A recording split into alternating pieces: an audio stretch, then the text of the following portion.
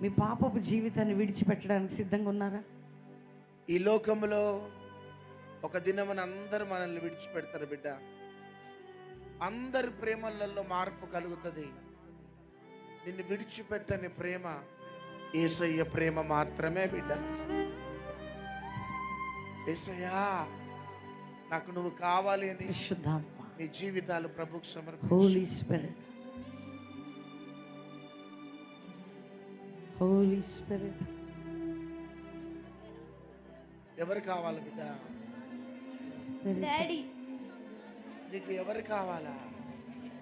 యేసయ్య. ఏమవుతుంది బిడ్డ? నీ ఇంటర్నల్గా ఏమవుతుంది? ఎందుకు ఏడుస్తున్నావు? డాడీ మారు మనసు పొందాలని. Very good. ఓకే, నీకు ఎవరు కావాలి ఇప్పుడు? యేసయ్య.